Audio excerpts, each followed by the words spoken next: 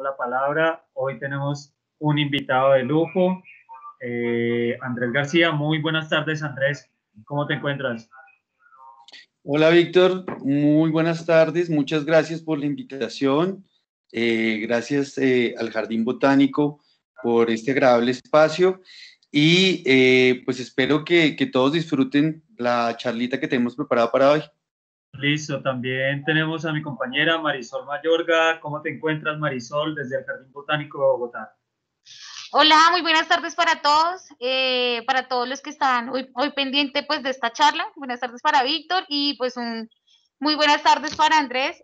Gracias por estar en este espacio y pues nada, contenta de que nos compartas todo ese conocimiento que has recogido durante todos estos años de experiencia. Muchas gracias, Marisol. Gracias a ti y a todo el equipo que está ahí detrás. Entiendo que es un esfuerzo bastante importante y pues gracias por tenernos en cuenta para esta ocasión.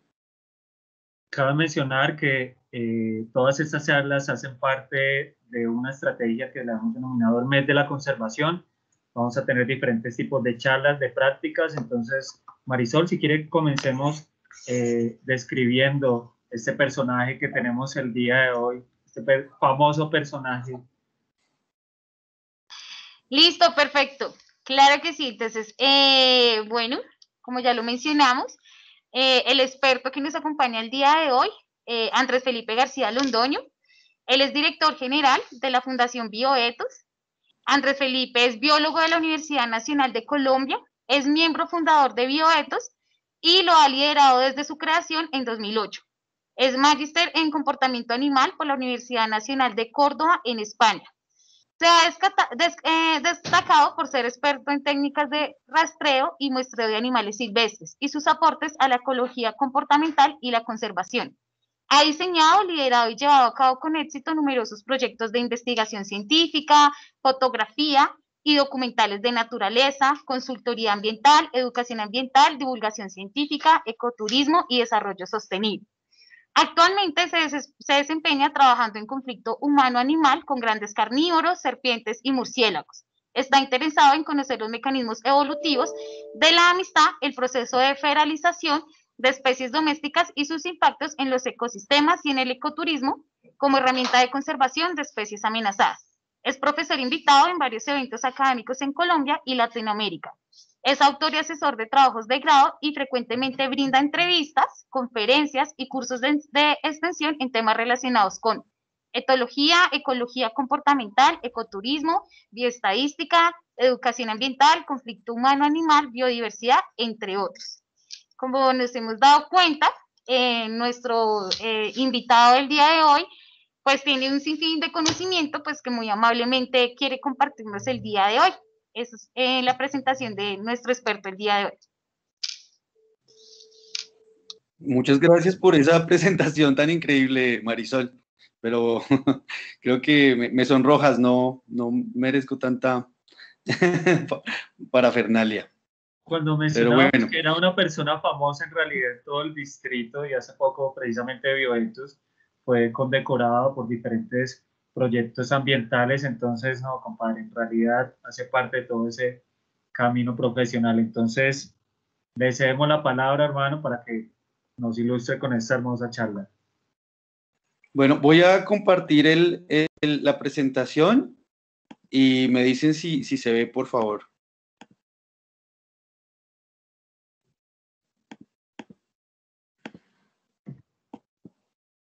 ¿Ahí la ven? Sí. Sí, ahí la vemos perfectamente. Listo. Bueno, buenas tardes para todos y todas. Muchas gracias otra vez por esa presentación tan bonita. Hoy vamos a hablar del tigrillo lanudo.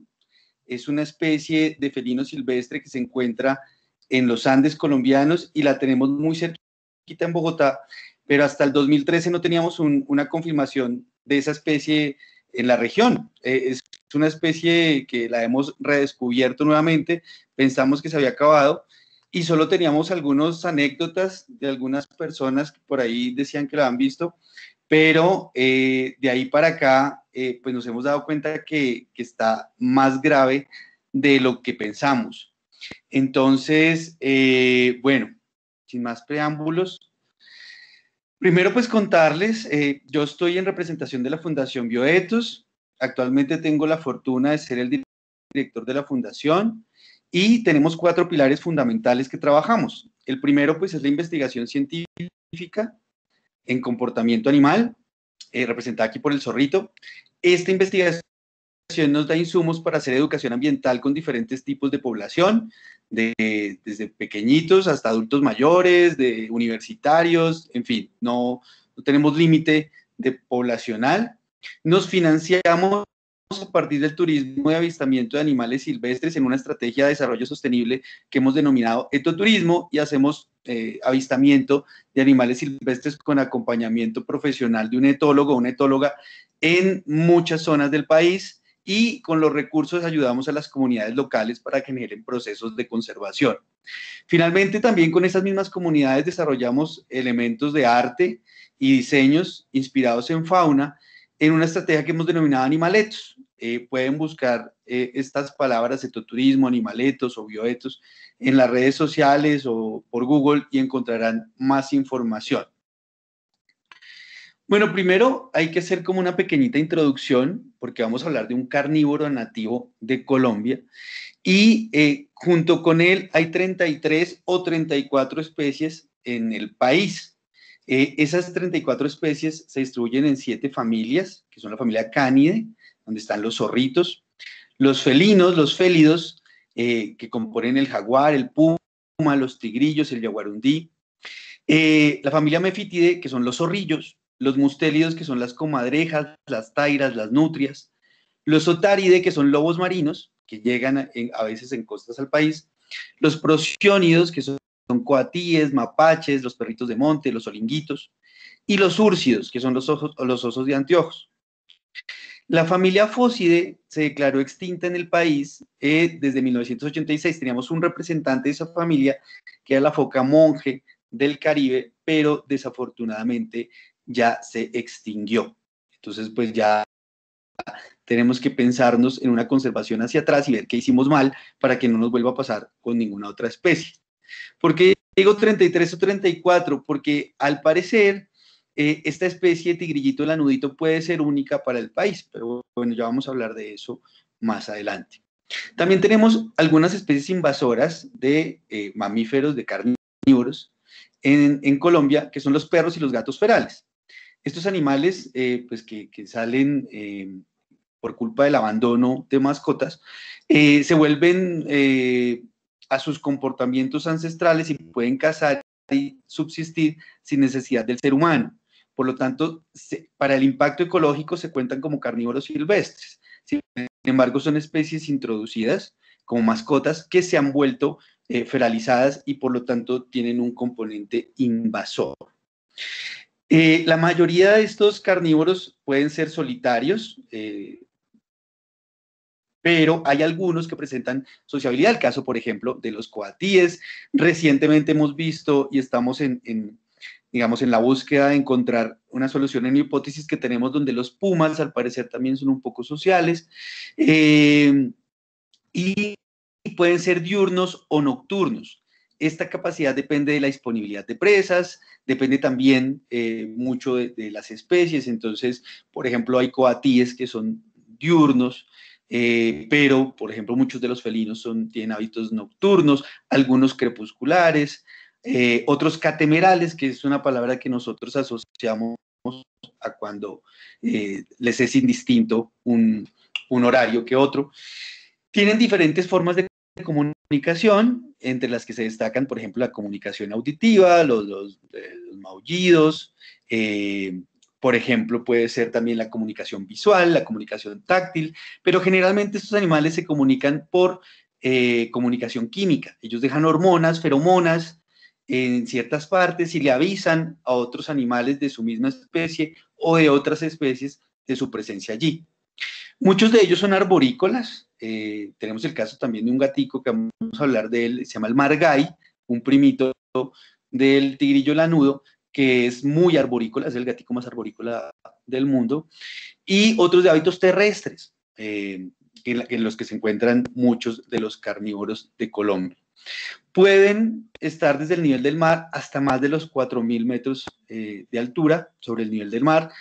Entre ellos, los que están más de 4.000, el tigrillito lanudito ha alcanzado una altura registrada de 4.800, lo cual es bastante alto para un felinito silvestre. Bueno, estos animales, los carnívoros en general, tienen unas generalidades que comparten y muchos de ellos están en conflicto constante con los seres humanos. ¿Por qué es ese conflicto? En muchas zonas hay competencia por recursos, digamos, la cacería todavía se practica en muchas zonas del país de subsistencia y se ven a los grandes carnívoros o a los pequeños como rivales directos por esas presas. Entonces, por ahí hay un conflicto que generalmente pierde siempre el animalito. También hay miedos infundados, mitos. En algunas zonas del país, estos animales tienen un componente de mitología que los hace que sean todavía más amenazados.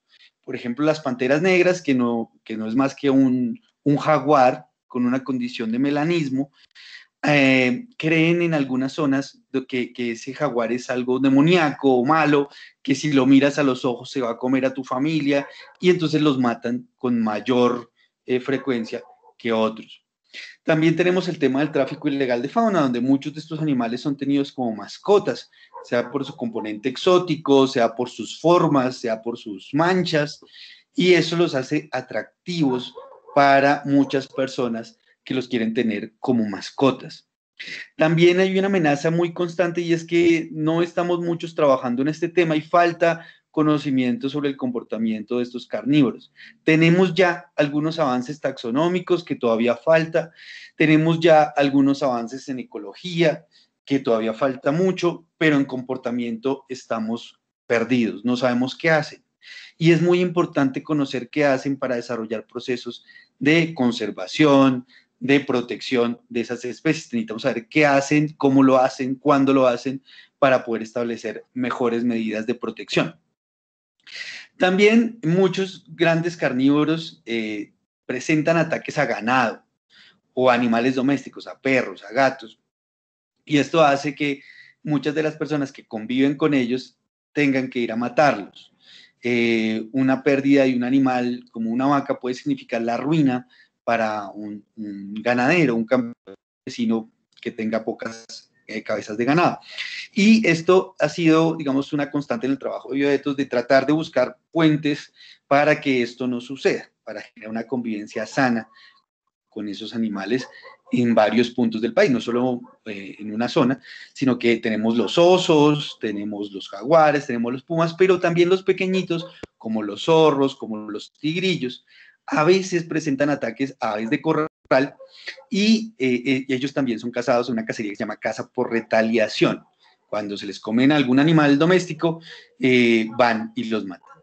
Esto sucede porque hay una expansión de la frontera agrícola en Colombia muy fuerte y hace que entre más bosque talemos para meter ganado o áreas silvopastoriles, vamos a tener más contacto con la fauna silvestre. Entonces, y a eso sumémosle que también acabamos con las presas, sumémosle también que acabamos con hábitats completos. Entonces los animales no tienen otro camino que irse a comer animales domésticos. También depende mucho de la personalidad de los animales. Hay animales que hemos visto que tienen una personalidad mucho más retraída, mucho más huidizos. Hay otros animales que son más osados.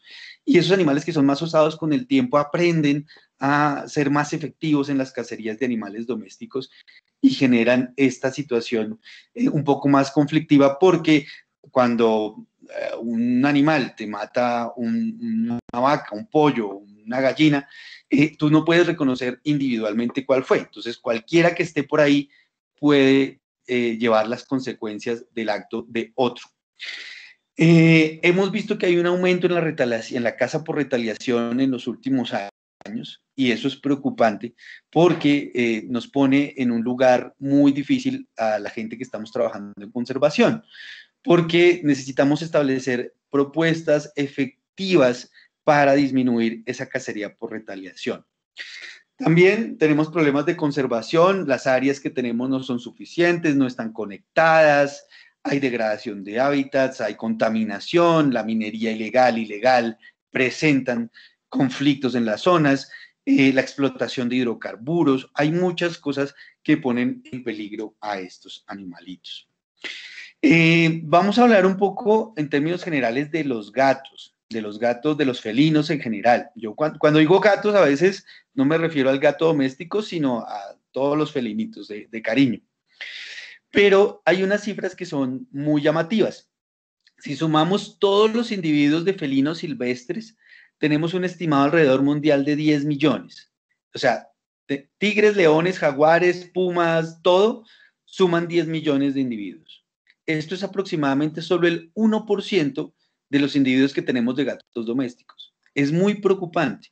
Tenemos 1.000 millones de gatos, de los cuales solo 500 ejemplares tienen casas y los otros 500 millones viven como callejeros o ferales, causando un desbalance en la depredación de muchos animales como roedores silvestres, aves, reptiles, anfibios, y esto nos pone en un predicamento muy grande. Pero bueno, este no es el tema de la charla, pero sí es un tema para tener en cuenta. Solo hay 10 millones de felinos silvestres y solo son el 1% de todos los individuos que hay de gatos domésticos.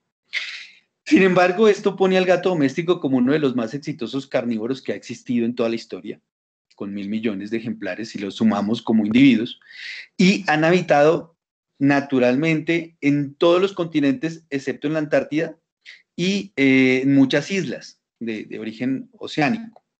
Pueden sobrevivir en prácticamente cualquier tipo de hábitat sin tener cuidado humano y representan el triunfo evolutivo de esta familia, digamos, su forma, ya vamos a hablar un poco de su evolución. Entonces, ¿de dónde vienen los gatos? Los gatos llevan aproximadamente 30 millones de años en la Tierra.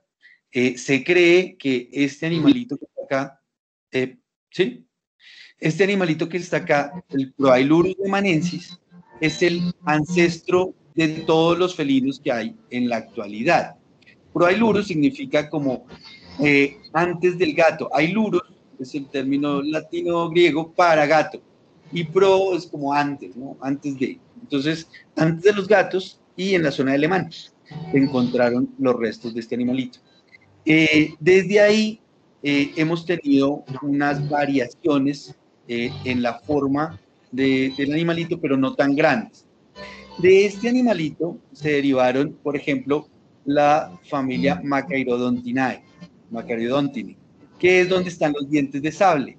Estos animales son más parecidos a un gato doméstico, por ejemplo, que a un tigre, por ejemplo, en la actualidad, a pesar de su tamaño.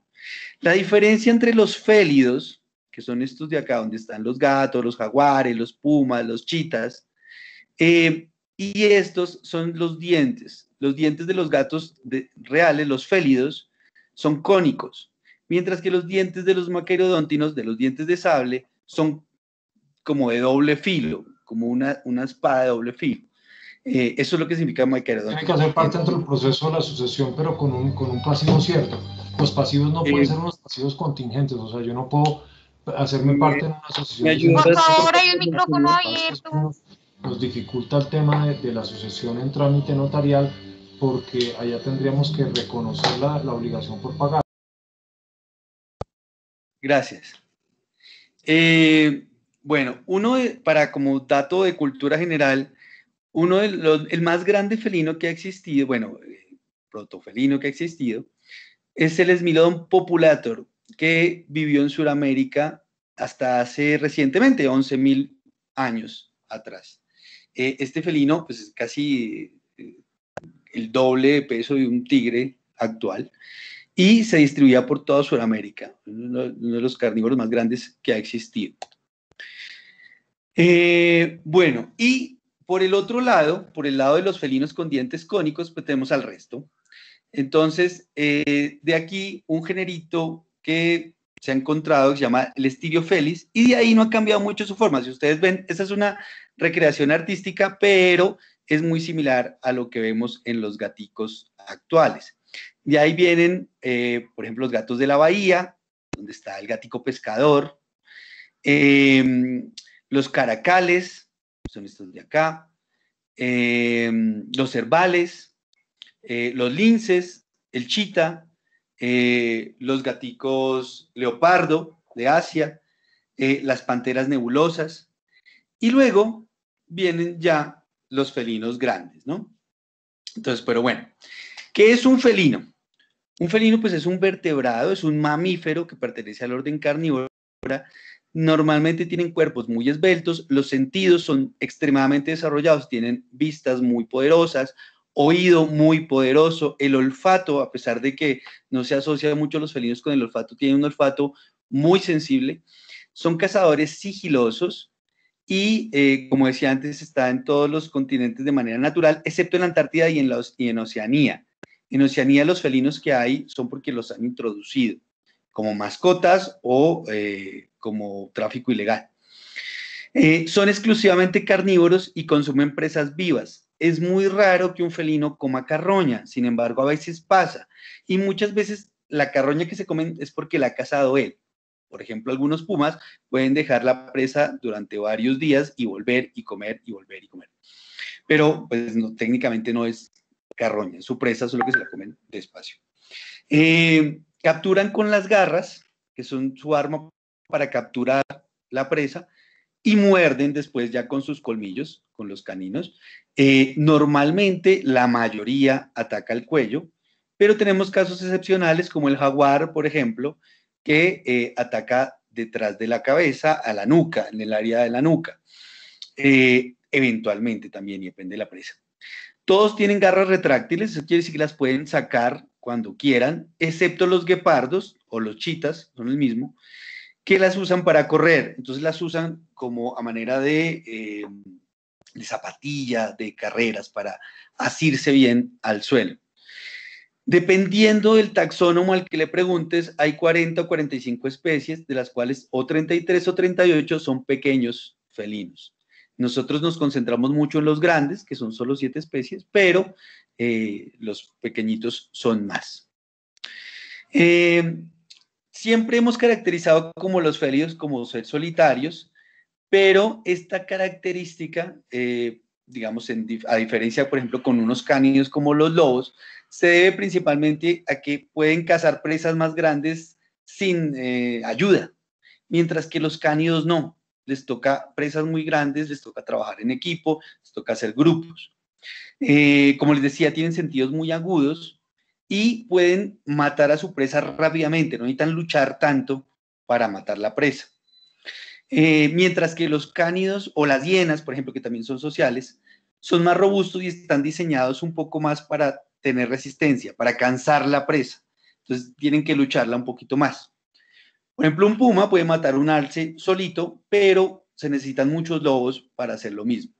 Los leones, y como hemos visto, nosotros estamos tratando de averiguar, los pumas son excepción y la socialidad depende ahí de otros factores. Ahí ya depende, digamos, de las presas, el territorio, la cantidad de hembras disponibles, juegan ahí un papel. Necesitamos tener claro también un poquito estos conceptos clave. Entonces, hay un home range, que es lo que nosotros, los biólogos, llamamos como un área de acción. Entonces, digamos que el home range es como el barrio de uno. Es por donde uno se mueve, donde está el supermercado, el restaurante, la peluquería, todo eso. Y el territorio es lo que tú defiendes. Entonces, el territorio es lo que uno defiende, su casa, por ejemplo. Es algo que ya es de uno. Y el marcaje, las áreas que ocurren de marcaje son para marcar justamente ese territorio, no todo el área de acción. Por eso hay sitios donde hay solapamiento. Esto, por ejemplo, es un diagrama de cómo es el home range, el rango de acción en gatos ferales. Entonces acá tenemos que hay un home range de uno, otro home range de otro, home range de otro. Hay áreas donde se solapan, que son compartidas, puede ser un río, puede ser un bosquecito, algo que puedan compartir, pero generalmente como que se respetan mucho aquí sus territorios. ¿Cómo se distribuyen los felinos? Dependen mucho de las presas donde estén. Entonces, si la presa tiene migraciones y camina mucho, pues van a tener home range muy grandes. Pero normalmente todos los felinos buscan suficientes recursos para sobrevivir y reproducirse. Eso es todo lo que piensa un gatico silvestre. Tiene que sobrevivir, tiene que comer y tiene que reproducirse. Necesita para eso agua, territorios que tengan agua limpia, no contaminada, bastantes presas, donde pueda encontrar un refugio, generalmente zonas boscosas. En este caso, por ejemplo, la Pantera de las Nieves no, porque ahí los refugios son diferentes. Y necesita un lugar seguro para los cachorros. Normalmente las hembras son contraccionistas. Eso quiere decir que en cada territorio de un macho grande hay áreas pequeñitas donde están las hembras. Eso se llama contraccionismo. Dependen también de sus presas, las áreas de las hembras, pero tienen menos áreas si la presa es abundante. Los machos, por contrario, son expansionistas. Entonces, dependen no solo de la presa, sino también del acceso que puedan tener a las hembras, y por eso tienen que tener rangos mucho más grandes para maximizar la probabilidad de reproducción. Donde las hembras tienen más altas densidades, los machos defienden más su territorio. Es decir, donde hay más hembras, el macho es más territorial. Si están en bajas densidades y hay menos hembras, los machos toleran un poquito que haya otros machos. Pasan la mayor parte del tiempo solo, pero eso no quiere decir que sean asociales. Normalmente nosotros asociamos como que los felinos son asociales, pero realmente tienen varias maneras de comunicarse, son muy sociales. Las feromonas que dejan son comunicación, solo que no la hacen cara a cara. Se dejan mensajes como WhatsApps. Hembras y machos se encuentran y las hembras casi siempre tienen que cuidar a los cachorros a lo largo de su vida adulta. Por eso las hembras tampoco pueden tener rangos de acción muy grandes porque tienen que tener un territorio donde puedan encargarse de los cachorros. Eso no quiere decir que los machos sean malos padres, ojo con eso, porque los machos lo que hacen es proteger a las hembras de cualquier amenaza, protegiendo ese territorio donde está el territorio de las hembras. De hecho, son machos muy entregados, muy trabajadores. Tienen que caminar muchos kilómetros, marcar mucho y pelear con otros machos para que no les pase nada a sus cachorros. Es un padre ausente, pero no es un padre que los deje abandonados. Es un padre que está ausente porque se fue a trabajar por ellos. En los felinos de Colombia tenemos 6 especies y una que ya les voy a mostrar, donde tenemos al puma, el jaguar, que son las que nosotros más miramos, pero tenemos otras más desconocidas, por ejemplo el jaguar hundí, que es una especie que casi nadie conoce, que no se habla. Tenemos la oncilla, el Leopardus tigrinus, que es el que vamos a hablar. Tenemos el ocelote, o el manigordo, el cunaguaro, tiene varios nombres en Colombia, y el wedi, o el Leopardus wedi, que es el margay, que es el felino arborícola. También recientemente se han encontrado confirmación de esta especie que es un Leopardus garlepi, que es una nueva especie para el país que se distribuye al sur en el departamento de Nariño, parte de Cauca, y que pues hasta recientemente hemos encontrado información sobre él. Sin embargo, pues se distribuye desde Nariño en Colombia hasta Perú, Bolivia. Entonces es un felinito que se conoce en otras zonas, pero aquí solo lo tenemos en la parte sur del país. ¿Cómo se encuentran los felinos en el país? Entonces, el jaguar, por ejemplo, la mayoría tienen las mismas amenazas: pérdida de hábitat por la agricultura, por la expansión de la frontera agrícola, la minería, cacería por retaliación. Esto es común a la mayoría de individuos, de especies, pero tenemos una particularidad con la oncilla, que es el Leopardus tigrinus, el tigrillo lanudo, y lo tenemos como vulnerable. Estas categorías de estados de conservación nos permiten saber qué animal, qué especie está más amenazada que otras. Esto, por ejemplo, es casi amenazada, esto es bajita preocupación, esto es casi amenazado, pero en el caso de la oncilla tenemos que es vulnerable. El siguiente paso de vulnerable es en peligro y luego en peligro crítico. Entonces nos quedan 2 pasitos y después ya queda extinto para siempre. Bueno, ahora sí, vamos a hablar de tigrillo lanudo. Espero que no, no me haya extendido mucho en la introducción, pero pues uno se emociona con esto. El tigrillo lanudo es el felino silvestre más pequeño de Colombia y junto a la guiña, que es otro felino silvestre suramericano, son los más pequeños de América. Normalmente son amarillos o amarillo marrón en el dorso y los costaditos, un amarillo quemadito. El vientre y el pechito son blanquitos y están acompañados de manchitas, rosetas, que son estas formitas, y lineecitas como esta. Las rosetas que están en el dorso son amarillas oscuras, un amarillo más quemadito. Son difusas, no son tan claras como en otros felinos, ya lo vamos a ver, y tienen líneas negras alrededor, lo que forma la rosetica. Pero normalmente no están cerradas. Si ustedes se fijan bien, parecen una C. También hay individuos melánicos. Esta fue una hembrita que llamó mucho la atención hace un año, más o menos. Fue liberada en Antioquia. Tenía como tráfico ilegal de fauna y es melánica. Eso quiere decir que es negrita. Entonces, de 2 individuos leopardados a leopardaditos como estos, puede salir un individuo negrito. No son especies distintas. Pasa lo mismo con jaguares, pasa lo mismo con margáis, con los leopardos. Esas panteritas no son una especie distinta, solo que nacen más negritos que otros por una mutación. Un alelo que a veces es recesivo, a veces dominante, eso también está por descubrir. El hocico y el borde de los ojos son blanquito o crema. Aquí el borde del hocico, los ojitos tienen un bordecito crema. Y la nariz es normalmente rosadita, no en el caso de los indios melánicos, y hay muchos que a veces tienen la nariz un poco más oscura, pero normalmente es rosadita. Las hembras tienen normalmente de 1 a 3 crías y se demoran hasta 76 días en su proceso de gestación. Los encontramos desde el nivel del mar hasta los 4.800 metros, sin embargo falta mucha investigación. Tenemos registros porque se encuentran cuerpos y cosas así, pero necesitamos más información sobre este felinito. ¿Dónde vive? Entonces, este es un mapa de la zona de distribución como estimada para la oncilla en Latinoamérica. Un poquito en Costa Rica, aquí los Andes colombo-venezolanos, un poco aquí ya la zona de Piedemonte ecuatoriano, peruano, y recientemente aquí la oncilla del sur se ha declarado como otra especie. Esta parte de acá, lo que es el sur de Brasil, el Paraguay, esta ya es otra especie.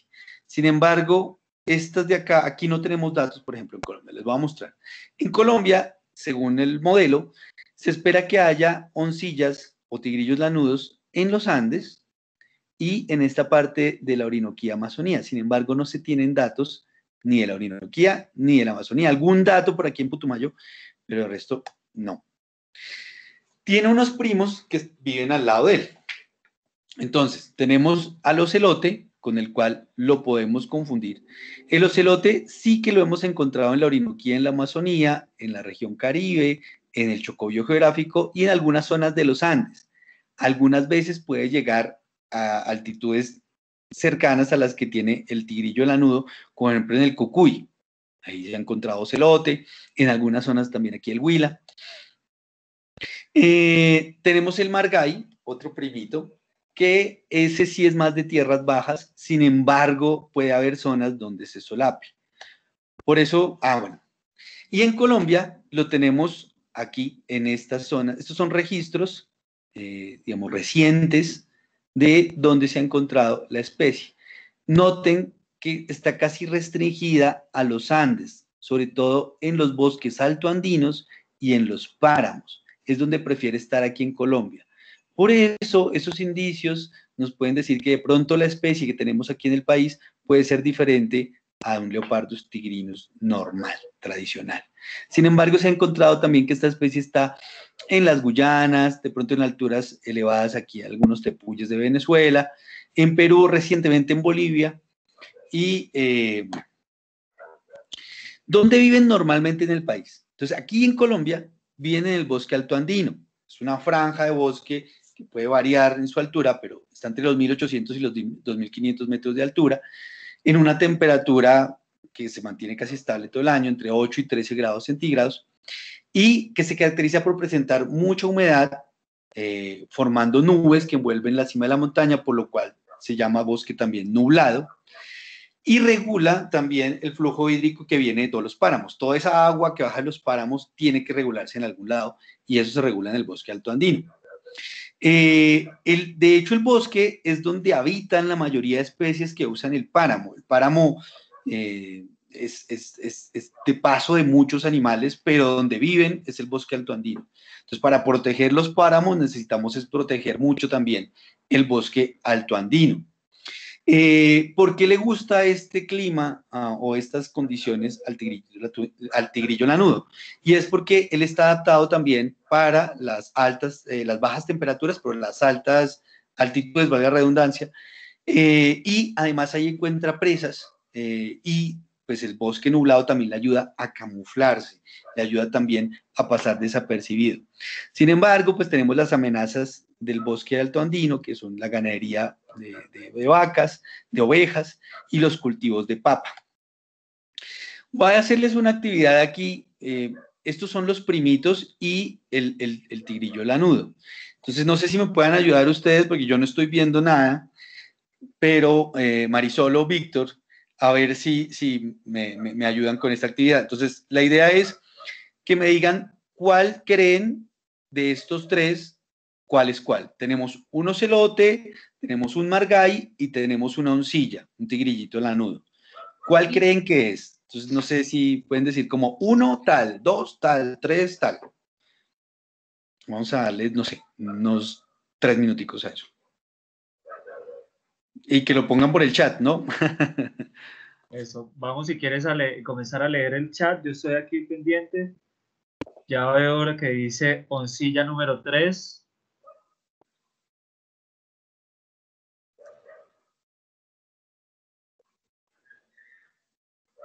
Tigrillo número 3, tigrillo lanudo 3, oncilla 2, dice Paola Matthews. Ingrid dice el tigrillo lanudo es el de la derecha, el 1, el 2 o el 3, comenzando de izquierda a derecha. Listo, bueno, entonces ahí vamos a ver unas pequeñas claves para poderlos distinguir. ¿Se acuerdan que les comenté primero? La nariz rosadita, las manchas son difusas, ¿no? Terminan en C, ¿se acuerdan de esas cosas? Bueno, sí. Aquí el ocelote primero es el más grande, este es el ocelote, 1 ocelote. Y el ocelote, más que tener manchas, tiene como unas franjas, no sé si se lo pueden notar. No es como que se encierra en circulitos, sino que se encierra como en ovalitos, sin forma, pero amorfos, pero ahí está, ¿no? Y es el más grande. También tenemos, este es el arborícola, el Leopardus wedi, el margay. El margay tiene unas manchas muchísimo más oscuras, la nariz más oscurita, aunque no es un carácter muy diagnóstico porque puede haber individuos de tigrinus con la nariz rosadita, con la nariz negrita, pero el patroncito de manchas es un poquito más notorio, digamos, más redondito, más clarita la mancha. Mientras que en la oncilla, en el tigrinus, está mucho más difusito, difuminado. Casi que está como cuando uno hace un dibujo en carboncillo y le pasa el dedo para que quede como más así más o menos. Hay otras características que nos permiten. Entonces, cuando vean unas foticos de lado, si pueden verlas en algún momento o si pueden tener la oportunidad de ver un individuo de ellos, ojalá en libertad, las colas son fundamentales. La cola del ocelote es súper corta, no le llega sino casi al tobillo. ¿Se fijan en esto? Es súper cortica. Entonces, esto es un ocelote. Además, obviamente, de las manchas amorfas, ¿no? Como larguitas que están a los costados. ¿Estamos? Y el margay tiene la cola más larga. Como es arborícola, necesita la cola para maniobrar, para saltar y pues para trepar árboles. Entonces, ven aquí que tiene como las manchas mucho más dibujaditas, como más claritas, y la cola es súper larga. El tigrinus o la oncilla, el tigrillo lanudo, tiene la cola intermedia, es como entre este y entre este. Más o menos equivale al 50% del largo entre cabeza y cuerpo, más o menos hasta aquí. Si ponemos la cola así. Bueno, y como ven las manchitas, muchas en forma de C, casi que no se completan, pero son difusitas, recuerden eso. Entonces ya sabemos reconocer un tigrinus, un ocelote, un lanudito, un ocelote y un margay. ¿Estamos? Bueno. Este es un video amateur, no hay muchos videos de oncillas en estado silvestre, es muy difícil de encontrar. Pero este es un video de un aficionado a las aves con estas miras telescópicas y de repente se encuentran una oncilla en Costa Rica. Entonces, como pueden ver, es un animal muy tímido, de hábitos crípticos, decimos nosotros, como evasivo, como que no se deja ver con facilidad, y pues depende de eso para su supervivencia también. Es del tamaño de un gatico doméstico, no es más grande que un gatico. Bueno, ¿cómo se comunican estos animales? Las formas de comunicación son poco conocidas, pero se cree que tiene un patrón similar al de muchos felinos, ¿no? Sin embargo, hay que hacer estudios sobre la bioquímica, cómo marcan, cuáles son esos componentes de ese marcaje, qué tan fuerte es, dónde lo hacen, dónde están marcando. Los felinos típicamente tienen marcajes que no son solo químicos, también dejan, por ejemplo, marcas en árboles, rasguños, con heces. Son solitarios, ellos son solitarios, son nocturnos, pero a veces se encuentran de día, y esto depende mucho de la actividad antropogénica.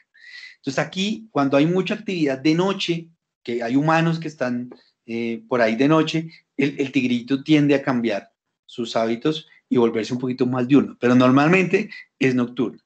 Tiene un comportamiento típico felino como el que describimos el que describí al principio de la presentación, y es que tienen unos home range grandes donde tienen pequeños home range de hembras, pequeños territorios de hembras, donde se encargan de cuidar a los cachorros mientras que el macho va y patrulla.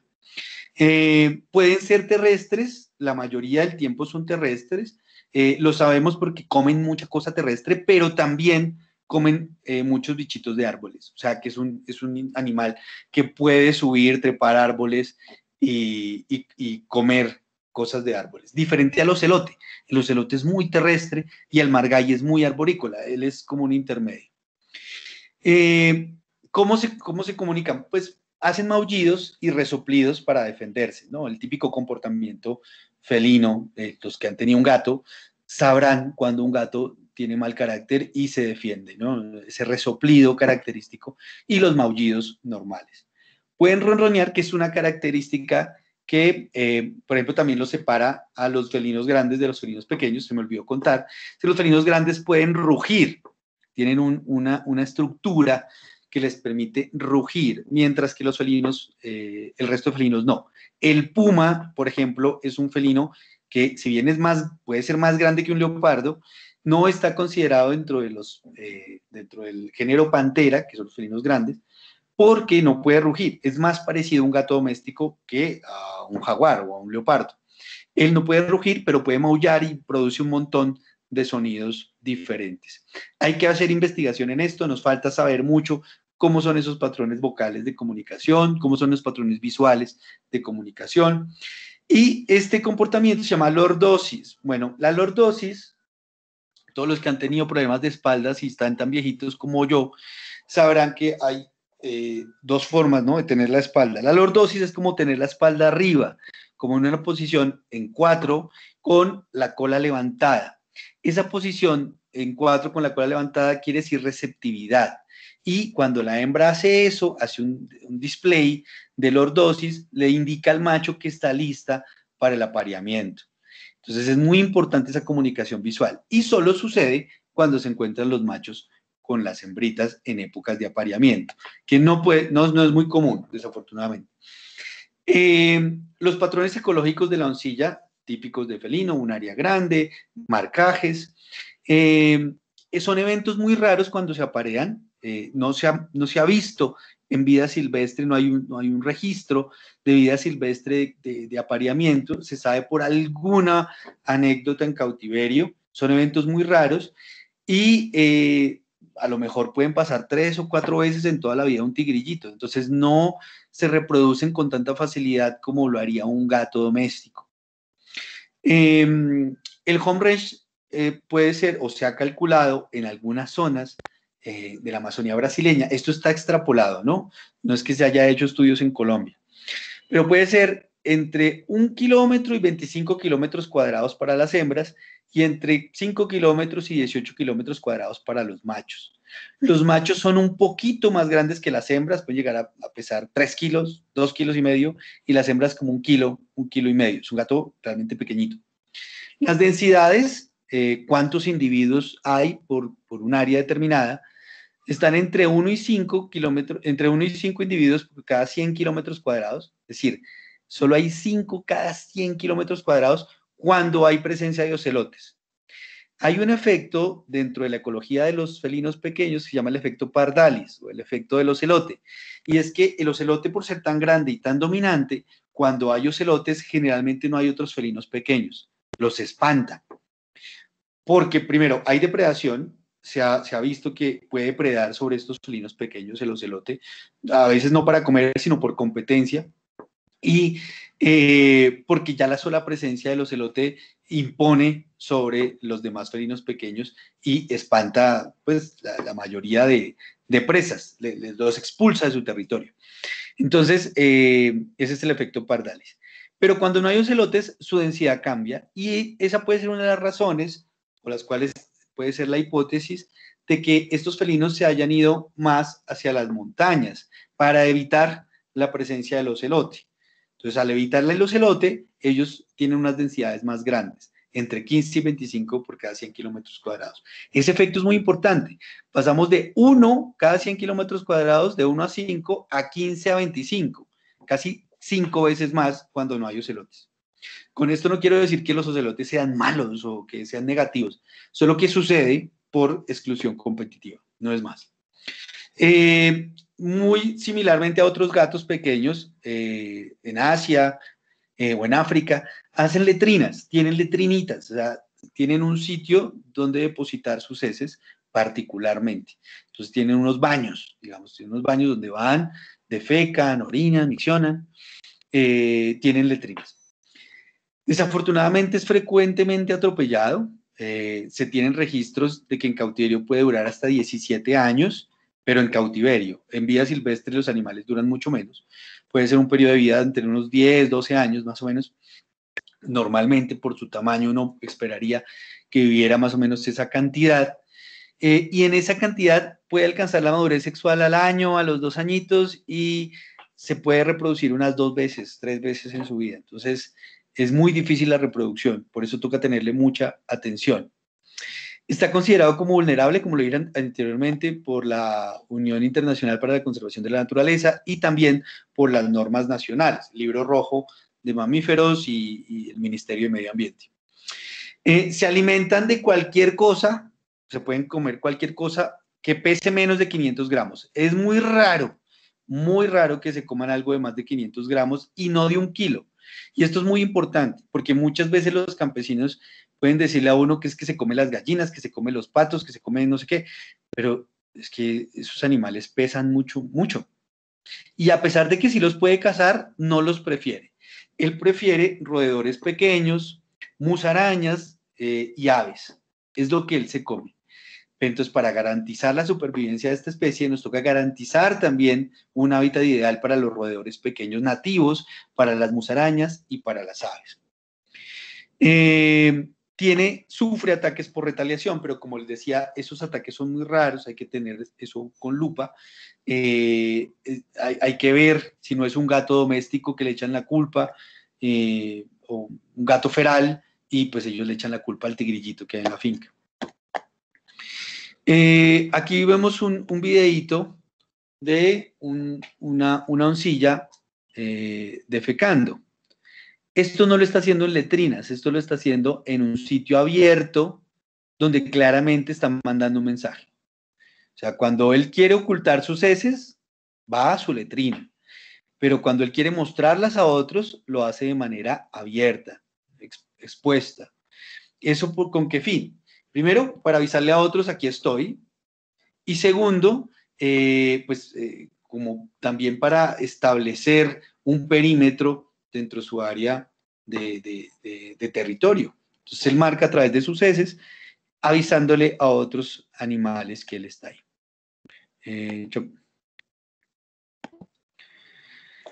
Bueno, y en la sabana de Bogotá lo tenemos de vecino. Él vive aquí en la sabana de Bogotá, vive en los cerros orientales.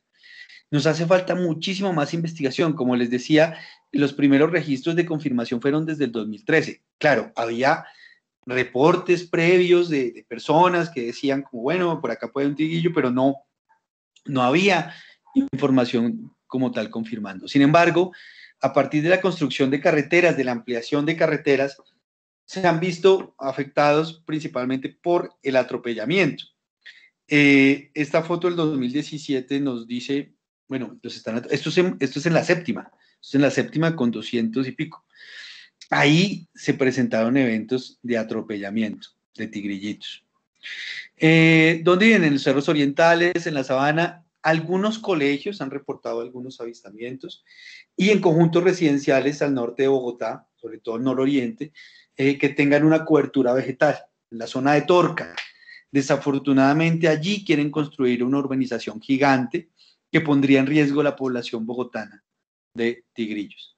Y además desconectaría la zona de reserva de la Vanderhamen, que es muy importante porque conecta el bosque altandino, el páramo, el bosque altandino, los cerros orientales, va a la sabana y luego va al río. Eso es un conector biológico muy importante para que use el tigrillo. De hecho, el tigrillo baja porque es un conector natural y por ahí es que se producen la mayor cantidad de atropellamientos. Es una posible subespecie y especie nueva, Leopardus tigrinos pardinoides. Muchos autores han propuesto varias veces Leopardus tigrinos pardinoides como subespecie única, digamos, para Colombia, Venezuela, Ecuador. Y otros dicen que es una especie nueva, es una especie completamente nueva. Algunos que dicen que la de la cordillera occidental es más parecida a la de Costa Rica y la de la central y la oriental es diferente. Pero bueno, eso está por verse. Eso se llaman especies crípticas y es que cuando se parecen mucho, así como han visto que las manchas son muy parecidas, cuando se parecen mucho hay que hacer análisis moleculares, análisis genéticos, hay que hacer análisis cromosómicos, de morfología craneal, dental, para establecer unas diferencias. No se pueden ver a simple vista, ¿no? Esas especies. Está amenazado por, como les decía, la urbanización, sobre todo este conjunto Lagos de Torca, es una amenaza muy real y devastadora para la supervivencia de esta población de tigrillitos. Las carreteras, siempre que haya carreteras debe haber un plan de pasos de fauna, porque si no, pues nos pasa esto. Son animales que son frecuentemente atropellados y muchas veces pues la gente los confunde con un gato doméstico, siente que además matar gatos domésticos así como así, y por eso pasan esos accidentes.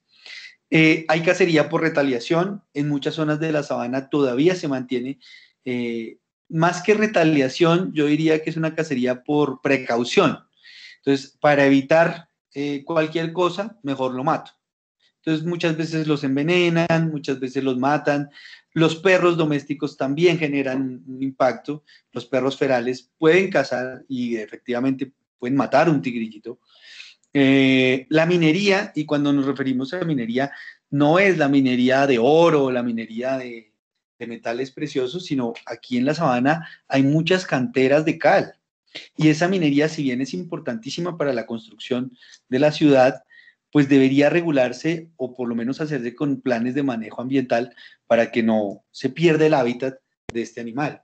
La deforestación para poner ganado, para poner ovejas, para sembrar, está causando también un deterioro porque necesita cobertura boscosa. ¿Se acuerdan lo que hicimos al principio? Necesita agua, necesita cobertura, necesita presas y necesita donde cuidar a los cachorros. Sin cobertura vegetal, eso es imposible. Y el tráfico ilegal de fauna. Muchas veces hemos encontrado también mucha gente que lo tiene mascota. Como es un animal tan pequeñito, peludito, bonito, la gente lo quiere poseer. Y pues tenemos una campaña llamada Amar no es poseer, justamente porque la gente redireccione ese tipo de cariño y no lo quiera manteniéndolo sin libertad. Si alguna vez ves uno, hay que dejarlo tranquilo, no tirarle piedras. Muchos niños a veces ven un tigrillito en las zonas rurales y le empiezan a tirar piedras, caucheras. Si uno ve una cría pequeña, esto también sucede mucho. Si uno ve una cría pequeña sin su mamá, no quiere decir que la mamá lo abandonó. Entonces muchas veces lo que hace la gente es que ve una cría de tigrillo para todos los 3 tigrillitos y se lo llevan a una corporación o piensan que están haciendo algo positivo, pero realmente la mamá se fue a buscar comida y ya vuelve, solo que lo deja ahí mientras tanto, no puede ir con él. Entonces, muchas veces sus madres quedan sin crías porque la gente intenta ayudarlos y de la peor manera, se los lleva de su mamá. Entonces, la recomendación es, si no está claramente herido o en riesgo inminente, digamos que haya un perro o algo ahí, no tocarlo, no manipularlo, y la mamá sabe dónde lo deja y por qué. También hay que contribuir haciendo divulgación de la presencia de esta especie en Bogotá. Parte de esto es una charla como esta. Por ejemplo, hay que empezar a sensibilizarnos y a concienciarnos acerca de, primero, que está en Bogotá y segundo, qué podemos hacer por ella. Hemos encontrado también, es terrible, pero miren lo que hace la gente. La gente caza un animal no puedo decir retaliación, yo creo firmemente que esto es por precaución, y lo clava en una estaca como para darle un mensaje a los otros tigrillos. Es un mensaje de una cultura que hemos permeado muy violenta en todos los niveles de la sociedad. Entonces es como mandar mensajes. Sucedió también en Arauca con los osos de anteojos cuando le quitaron las patas a los osos y las mandaban a las corporaciones regionales, o en España sucede también con los lobos donde los cuelgan de estacas, como si los animales entendieran ese mensaje, como si los animales dijeran, no, acá cuelgan tigrillos, yo mejor no paso por ahí. Realmente es un panfleto violento que nada tiene que ver con una actividad de subsistencia, es realmente la demostración de la crueldad humana en todo su esplendor. Tenemos el tema de los atropellamientos, son comunes los atropellamientos. Esto es lo que más afecta, o una de las cosas que más afecta al tigrillito laduro en Bogotá. Y luego tenemos el tráfico ilegal de fauna. Entonces, aquí tenemos la foto de una tigrillita que fue liberada en Chingaza y estaba, pues, mal. Entonces, ¿qué calidad de vida puede tener un animal en una jaula de 1 metro por 1 metro o menos durante toda su vida solo por tener algo exótico y bonito allí? También hay otras amenazas, mucho menos evidentes, pero falta investigación científica para llenar vacíos de información, para que esa información pueda divulgarse y llegar al mayor número de personas. Necesitamos pasos de fauna que conecten o que interrumpan esas carreteras mortales, y si ya sabemos más o menos dónde son los atropellamientos, generar unos mecanismos que permitan que el tigrillo pase o por arriba o por abajo, pero que pase sin ningún problema y que pueda pasar y no lo maten al otro lado.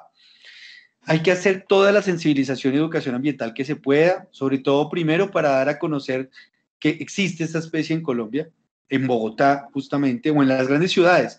Recientemente hay trabajos de Bucaramanga, recientemente hay trabajos de Antioquia, recientemente hay trabajos en Cali, donde han demostrado que hay tigrillitos lanudos en más partes de las que pensábamos y necesitamos, y además también se hay una tendencia y es que prefieren zonas donde haya gente, no tanta, pero donde haya un poquito de gente. de pronto tiene que ver también con la presencia de roedores que se acercan a las casas y el tigrillito va en busca de ellos, pero de todas maneras hay que garantizarles un hábitat ideal. Necesitamos apoyo, el que se pueda, del gobierno distrital y local, tanto de las alcaldías locales donde tenemos presencia como Usaquén, por ejemplo, tanto de las alcaldías municipales como Chía, por ejemplo, y del gobierno distrital central, de la Secretaría Distrital de Ambiente, de las CAR, para establecer un plan de acción que nos permita de manera local gestionar el hábitat de estos animales. No urbanizar o permitir minería o deforestación en territorios que esté presencia confirmada del tigrillito. No es posible que tengamos los tigrillitos acá y vayamos a hacer una urbanización para 1 millón de personas acá. No tiene ningún sentido ambiental. Hay que permitir la conectividad ambiental de la Van der Hamen, porque ese es el sitio que usan ellos por Torca, por Guaymaral, para poder movilizarse. Y desde la séptima. Entonces bajan desde la séptima, tienen que pasar no solo la séptima, tienen que pasar ahora la séptima y la autopista. Y necesitamos una conexión real, no conexiones renderizadas con arbolitos pintados. Eso no sirve. Damos conexión real con fauna, con flora nativa, con revegetalización, con no solo eso, sino también con suelos, con agua limpia, que protejan el hábitat de este animal. Es necesario en este punto también pensar en la reintroducción de individuos. Necesitamos gente que los pueda aceptar en reservas privadas, en reservas de la sociedad civil, en alianzas público-privadas que permitan que se haga reintroducción de estos animales que están víctimas de tráfico ilegal de fauna, generar protocolos para poder rehabilitar esos animales efectivamente. Impedir y actuar contra el tráfico ilegal de fauna es muy importante. Hay que hacer un trabajo con la Policía Nacional, con la Policía Ambiental, para que se ejecuten operativos cada vez más eficientes para evitar el tráfico de estos animales. Muchas veces hemos encontrado foros en Facebook y recientemente me llegó uno de una persona que estaba vendiendo un tigrillito en mesitas y lo vende por Facebook o en sus estados de WhatsApp. Entonces hay que gestionar mucho mejor ese tema de tráfico ilegal de fauna, no solo a nivel multa, no solo a nivel sanción, sino a nivel educativo. Lo que decimos nosotros de amar no es poseer es por eso, porque muchas veces la gente redirecciona ese cariño que tienen hacia los animales para tenerlos en su casa y está mal. Hay que canalizar ese tipo de afectos en otras actividades. Y la presencia de gatos y perros ferales puede ser devastadora para esos animales. Primero, los gatos pueden transmitirle toxoplasmosis, los puede matar, literalmente por la transmisión de enfermedades. Segundo, puede generar competencia por recursos, entonces él come musarañitas, ratones y aves. Y si los gatos están por ahí cazando musarañitas, ratones y aves, no le van a dejar presas para comer. Entonces es muy importante eso. Y los perros pueden predarlo directamente o matarlo. Entonces, pues es muy importante la tenencia responsable de mascotas y la aplicación de normas de control de estas poblaciones de perros y gatos ferales. No se pueden seguir dejando reproducir así como así, y en algunos casos hay que pensar en eutanasias que permitan controlar poblaciones que están descontroladas. Nosotros vamos en los próximos días a lanzar una campaña de divulgativos en una alianza con una empresa de mermeladas de uno de nuestros integrantes de Bioética, se llama Totsuki. Él tiene un emprendimiento donde hace mermeladas de frutos típicos de la sabana, la mora, la uchuva, el lulo. Y parte de sus ganancias van a ir direccionadas para todo lo que tenga que ver con el tema del tigrillito, lanudito y bioetos. Están cordialmente invitados a probarlas y a que compren estas mermeladas para ayudar de manera directa con la conservación del tigrillito lanudo. Y finalmente, esto es una idea que tenemos planeada, pero que no se ha podido ejecutar por el tema pandémico, pero necesitamos que haya gente de colegios que nos ayude a hacer conservación. Normalmente los PRAES se utilizan para temas de reciclaje, temas de limpiar una quebradita, de Bueno, son temas puntuales, muy puntuales, que son importantes, pero necesitamos que haya más gente trabajando en una estrategia que hemos denominado Pradesh en Conservación, con la compañía y el asesoramiento de Fundación Bioetos. Entonces, ¿cuál es la idea? Vincular a todo el colegio en un objetivo común. Entonces, el objetivo común de esto sería proteger el tigrillito lanudo, hacer conservación sobre el tigrillito lanudo aquí en Bogotá. Los grados sexto y séptimo pueden tener como asignaturas, por ejemplo, ciencias sociales, ciencias naturales, español, trabajo social, y pueden dedicarse a hacer talleres, laboratorios, senderos con la comunidad, hacer entrevistas como parte de sus actividades curriculares. Entonces, hacer divulgación, hacer campañas de promoción en las zonas donde vive el tigrillito. ¿Qué competencias se mejorarían con esta actividad? La lectoescritura, el trabajo social, la capacitación en las comunidades locales, hacer tareas de sensibilización. Las arcas etológicas son una herramienta educativa que usamos en Bioetos, pero bueno, después les cuento sobre la importancia de esa especie, hacer talleres de educación ambiental sobre la importancia de esa especie, mientras que las personas de octavo y noveno pueden utilizar las asignaturas de biología, matemáticas, estadística, y con ellos lo que pretendemos es hacer los muestreos científicos, muestreos técnicos. Entonces, poner cámaras trampa, ir a trabajar con las comunidades, ver huellas, ver heces, hacer observaciones directas, hacer estudios de dieta, ver qué está comiendo, hacer trabajo de campo. Esto alimentaría las competencias de lectoescritura, de investigación científica, investigación, acción participativa, trabajo de campo, experimentación y formaría investigadores o gusto por la investigación. Y los de décimo y 11, la idea es utilizarlos en áreas como de la comunicación, la estadística, el español, las ciencias naturales o idioma extranjero, para que generen proyectos editoriales. Entonces, artículos de divulgación científica, libros, cartillas, flyers, material para que los de sexto y séptimo vayan a llevar a las comunidades, y metodologías suficientes para que octavo y noveno puedan hacerlo. Entonces se genera producción escrita y pues si haya uno de los problemas más grandes que tenemos en conservación es que no hay continuidad, que los proyectos son máximo de 4 años, porque primero no hay recursos, segundo no hay personal y tercero no hay un objetivo a largo plazo. Entonces, o por lo menos en Colombia, es muy difícil. Pero un colegio puede tener 100 años, 200 años, 400 años, puede haber una continuidad de este trabajo y seguramente en muy pocos años tendremos resultados. Además, una persona que haya pasado desde sexto a 11 va a tener todas las competencias posibles, va a tener artículos científicos, va a tener literatura publicada y realmente estaremos haciendo un impacto muy grande sobre esta población. Esto también, digamos, es un modelo con el tigrillo lanudo, pero se puede hacer con osos de anteojos, con jaguares, con delfines, con lo que sea. Pero necesitamos colegios comprometidos, necesitamos colegios que puedan llevar a cabo esta labor, obviamente con la asesoría nuestra, y pues que se metan también la mano al drill, porque hay que decir las cosas como son, e inviertan en este tipo de acciones. No es más, no sé si me pasé o estoy bien de tiempo, pero pues muchas gracias. Estas son las redes sociales de Bioetos. Cualquier cosa pueden comunicarse con nosotros a través de ellas. No, Andrés, precisamente no te pasaste, compadre, el tiempo excelente. Por aquí tenemos algunas preguntas. La primera pregunta nos dice el periódico Conciencia, dice: buenas tardes a todos los presentes.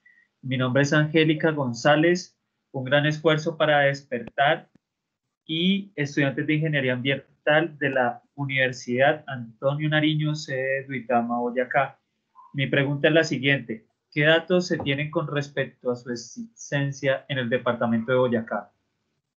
¿Qué datos sabes, Andrés? Bueno, he visto algunos, no están publicados en revistas, no están publicados en revistas indexadas, digamos, pero sí he visto algunos informes de Corpo Boyacá, donde advierten de su presencia en el Cocuy, y en algunas zonas de Villa de Leyva hay unos reportes.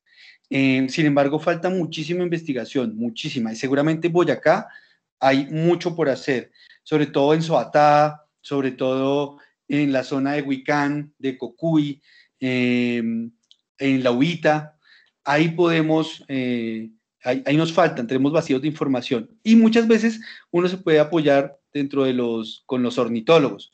Hay asociaciones muy fuertes de ornitología en Boyacá y ellos pueden también eventualmente, como pasó con el video de Costa Rica, ver y apreciar una oncilla.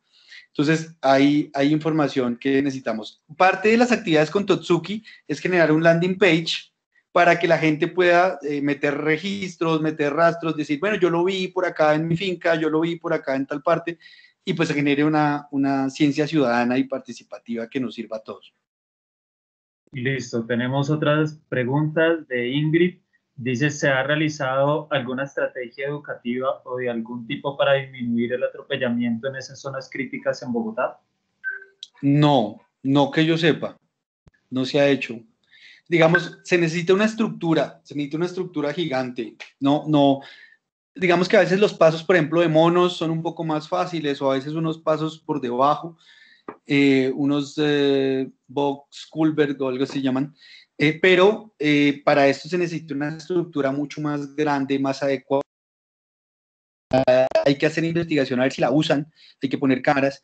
Las zonas donde está, digamos, si bien son área urbana, también son de difícil acceso, entonces son montañas muy empinadas, los cerros orientales de Bogotá son difíciles de acceder y la construcción de esto implicaría también muchos recursos. Que yo sepa no se ha hecho, lo máximo que he visto de pronto es algún letrerito de pare en la vía, pronto algunos policías acostados en las zonas donde hay, pero no más allá de eso. Sí, de pronto quizás, Andrés, está una red de atropellamientos, Recopa, pero pues esa se encarga es nada más de los datos de este tipo de atropellamientos, ¿no? Sí, pues ellos tienen unos planes, pero en otras zonas donde han hecho pasos de fauna, pero no en Bogotá justamente, pero sí, el acompañamiento de Recosfa tiene que ser fundamental en esto, porque son los que saben realmente cómo evitar este tipo de incidentes y tienen los datos, además, de dónde ocurren los incidentes. Listo, nos pregunta Diana. Dice, ¿ya se encuentran implementando la iniciativa de praes en conservación? ¿A qué municipios está enfocada la iniciativa? No hemos podido hacerla porque primero, bueno, la pandemia pues ha sido como devastadora. Es una estrategia que llevamos hace muchos años. Trabajamos con algún colegio que no se puede pues, nombrar, digamos, se mantienen actividades de reserva, pero hemos trabajado en humedales en Bogotá con algunas especies enfocadas a aves acuáticas, por ejemplo, tingua de pico verde, tingua bogotana, que son animalitos un poco más que están amenazados, pero que se pueden ver con mayor facilidad y hacer eso. Pero han sido actividades puntuales, no hemos podido poner a todo el colegio de acuerdo para una sola especie, que sería el ideal, sería nuestro sueño. Listo, nos hacen un comentario por acá, Andrés. ¿Cuál es el llamado de conciencia que se les puede hacer principalmente a los presentes y a la comunidad en general para generar estrategias para poder resguardar el tigrillo lanudo en específico y a los felinos que están en peligro de extinción sin limitar el desarrollo económico de un sector, municipio o ciudad, tomando en cuenta que existen legislaciones que resguardan la preservación del medio ambiente? Bueno, eso es una muy buena pregunta. Yo creo que el mensaje más importante tiene que ser a respetar la vida en todas sus formas. Eso como primera medida para todo. Cuando aprendemos como a respetar la vida, todo lo que es vivo entra allí, todo lo que conecta la vida como el agua entra allí. Creo que ese es el primer mensaje. Y el segundo, ya más dirigido al tigrillo lanudo, es que tenemos un felino silvestre en Bogotá, tenemos varios, porque es que también hay que ver, en Bogotá tenemos pumas, en Bogotá tenemos ocelotes, Es decir, hay cositas que tenemos en Bogotá que son dignas de proteger. Sin embargo, el tigrillo lanudo es el que más necesita nuestra ayuda ahorita y es por el que más tenemos que velar. Tenemos que apropiarnos de él. Tenemos que hacer proyectos que desarrollen identidad en los colegios. Necesitamos hacer el carnaval del tigrillo, el festival del tigrillo, que la gente se siente identificada con esa especie. Necesitamos dejar tantos simbolismos de pronto que tenemos españoles, ¿no? Tenemos heráldicas españoles, necesitamos reivindicar nuestro patrimonio natural a partir de la simbología. Y creo que eso es muy importante de cara a futuro en una cátedra, por ejemplo, en un colegio.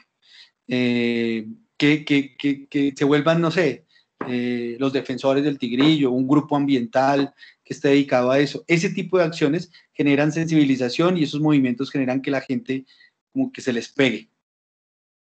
Listo. Por ahí está mi compañera Mari, regresó. Mari, ¿estás por ahí? Grita, por favor. Hola, sí. No, pues aquí súper encantada con la charla, de verdad, estuvo muy, muy interesante. Pues datos muy, muy importantes. Me pareció súper curioso la estrategia educativa que quieres, o bueno, que se plantearon para hacerla con colegios. Realmente es algo que sí se necesita y también es como cambiarle el paradigma al PRAE, que siempre sea lo mismo, sino que sea algo más de impacto. Y pues tenía una pregunta respecto a que tú dijiste que el tigrillo lanudo tiene como el mismo tamaño pues que un gatico doméstico, ¿sí? ¿Se han presentado de pronto algún registro o algún dato de que del que el tigrillo lanudo se haya domesticado de alguna forma? O sea, que alguien lo haya, no sé, adoptado y que de una u otra forma haya acogido esa vida pues doméstica. Pues no, mira que pues realmente como es un felino silvestre, lo que pasa es que como el gato tiene el mismo tamaño, uno tiende a asociar que el tamaño tiene algo como un componente muy importante dentro de la domesticación, pero realmente no, la domesticación depende más del número de años que haya sido como seleccionado artificialmente, haciendo cruces para ver este comportamiento es mucho más dócil, lo meto con este que es más dócil y me va a salir un gatico más dócil y así durante miles de años. El proceso de coevolución con el gato debe llevar alrededor de unos 6, 8 mil años y es bastante tiempo. Con un tigrillo lanudo no. Entonces ellos nunca dejan esta parte silvestre, pueden presentar mordeduras hacia las personas que los tienen como mascota, por eso los encierran, muchas veces les quitan los colmillos, dejándolo pues prácticamente indefenso, y las garras, les quitan las garras porque las garras son un arañazo de un gatico, incluso doméstico, un arañazo de un gato es fatal. Entonces, como ellos tienden esa necesidad de huir, de escapar, de buscar refugio, van a tender a rasguñar, presentan accidentes sobre todo con niños o con mascotas que estén por ahí o perros, y eso genera pues muchos problemas y finalmente la muerte del animal o el abandono.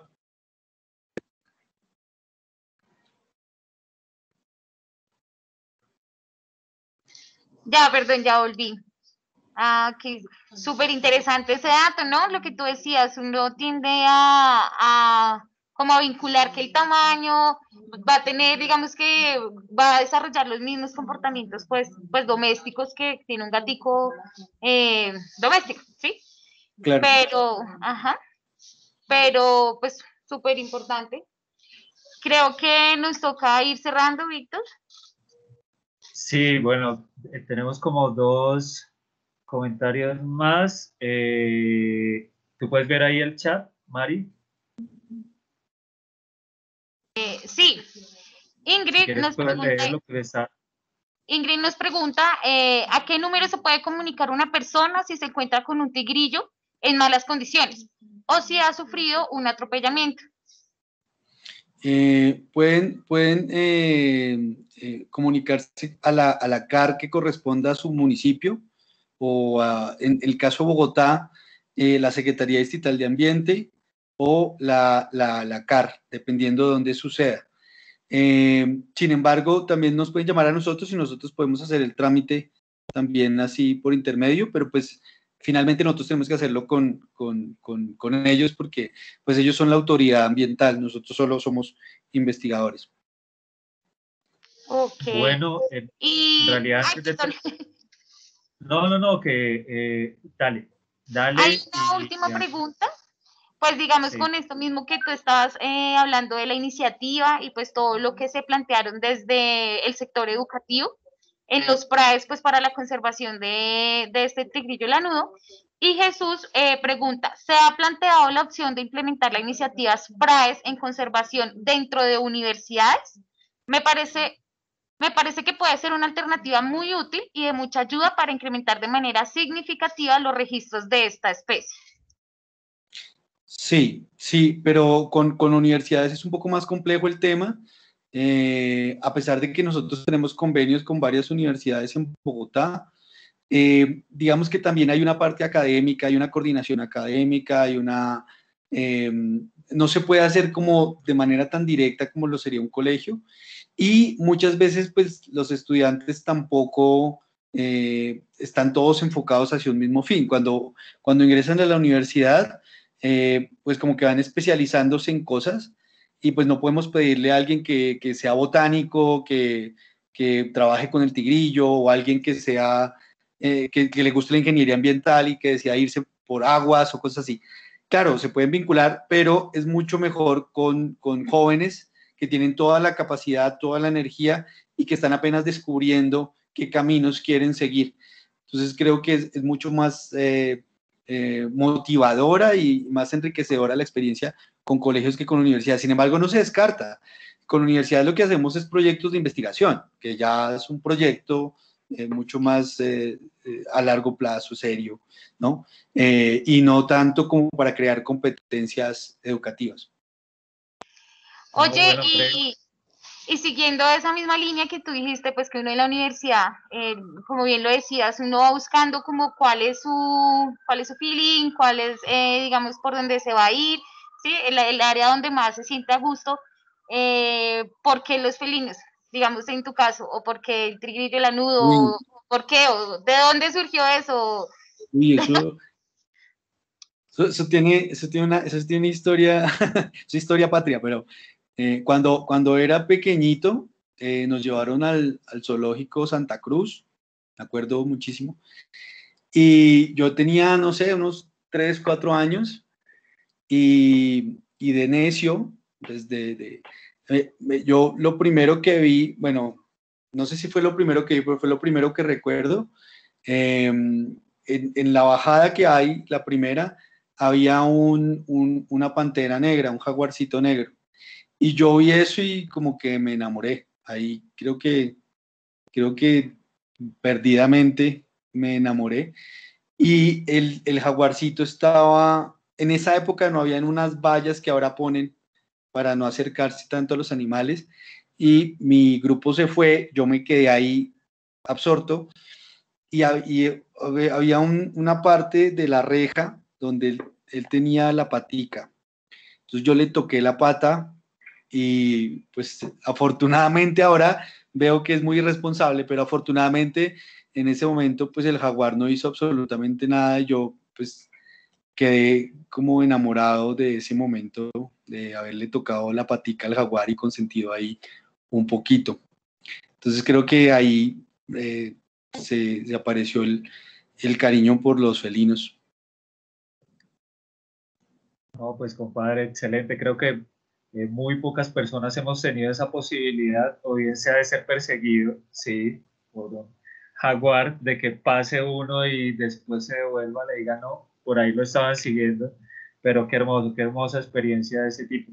Y qué hermoso trabajo, compadre. En realidad creo que nos recuerda que es necesario articular esfuerzos, ¿no? Precisamente para la preservación, para la generación de más corredores desde el jardín botánico, precisamente se están haciendo muchos esfuerzos trabajando en agricultura familiar, agricultura urbana, pero también intentando implementar, ojalá que podamos llegar a generar una conexión con especies nativas, con especies precisamente que les sirvan a aves, a micos, a más especies de mamíferos, en realidad excelente.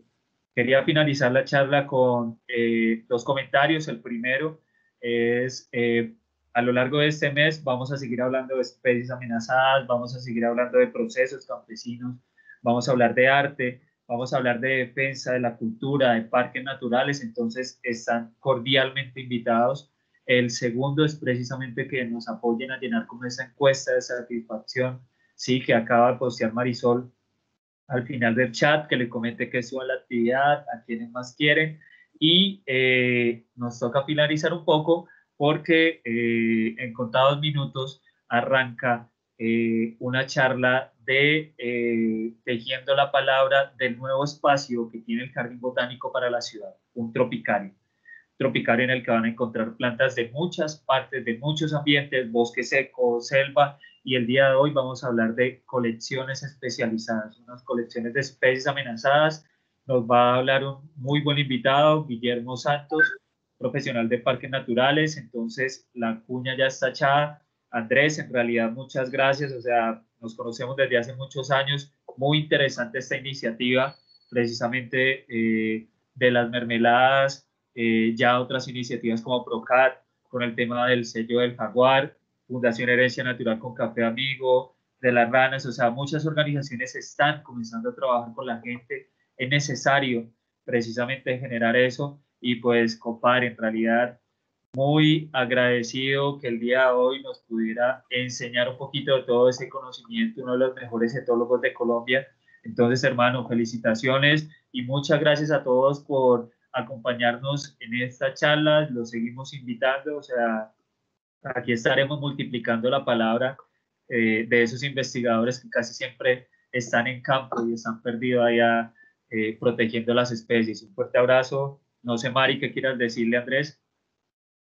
No, pues yo quedé súper maravillada, estoy súper aquí, tomé muchos apuntes, de verdad, habían cosas que no sabía. Me sentía así como cuando hiciste la actividad, como, ay, ¿cuál era? ¿Cómo así? Pero no, súper bien y no, gracias por estar aquí, por compartirnos pues el espacio, no solo a nosotros, sino también a nuestros invitados, pues que es para ellos, para que lo disfruten y para que, como lo dijiste, como que generemos esos sentimientos pues de conservación, ¿no?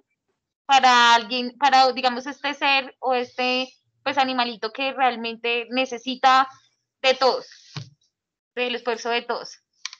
No, muchas gracias a ustedes, gracias, un abrazo gigante, gracias por abrir este espacio y por la iniciativa y pues espero verlos en otra oportunidad reciente. Pues hermano, el Jardín Botánico es su casa cuando quiera. Igual usted sabe que ya quedó comprometido conmigo y con cada uno de los del jardín. Entonces, hermano, eso sí no se pierda porque bastante famoso, pero no aparece. Muchas gracias a todas las personas que nos acompañaron el día de hoy. Estaremos en contacto. Nada, que tengan una muy buena tarde para todos. Chao, chao.